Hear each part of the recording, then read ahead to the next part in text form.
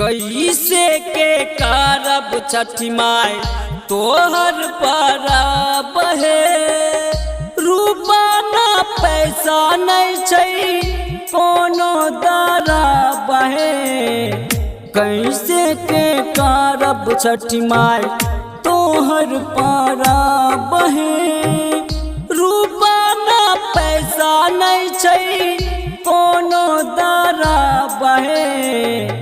कैसे के करब छठी माई तोहर परब है।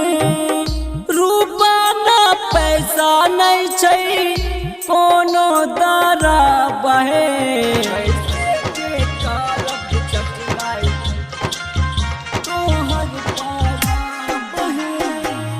अइलै करुणा बीमारी अपना देश में, काम धंधा बंद भेलै पिया के परदेश में। काम धंधा बंद भेलै पिया के परदेश में।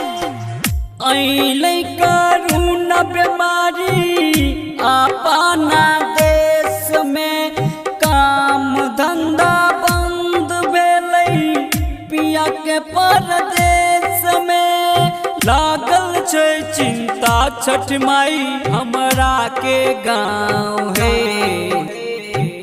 कैसे के करब छठी माई तोहर परब है। रूपा ना पैसा नहीं छै कोनो दरब है। कैसे के करब छठी माई तोहर परब है। कैसे के करब छठी माई तोहर परब है। होलै लॉकडाउन छठी माई बढ़ल महंगाई। गेहूं सूप नारियल केला कहाँ से लाई। गेहूं सूप नारियल केला कहाँ से लाई। होलै लॉकडाउन छठी माई बढ़ल महंगाई। गेहूं सूप नारियल केला कहाँ से लाई। कैसे के देबो है छठी माई तोरा यार गहे। कैसे के करब छठी माई तोहर परब है। रूपा ना पैसा नहीं छै कोनो दरब है। कैसे के करब छठी माई तोहर परब है। कैसे के करब छठी माई तोहर परब है।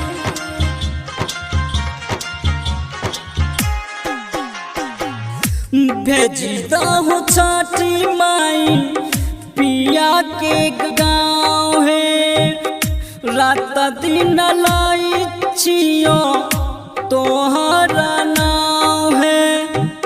रात दिन लाई छियो तोहर नाम है। भेजी दहु छठी माई पिया के गाँव है। रात दिन लाई छियो तोहर नाम है। गाबे पंकज अलबेला तोरा के गीत है। भीखी मांगी चांगी के करब परब है।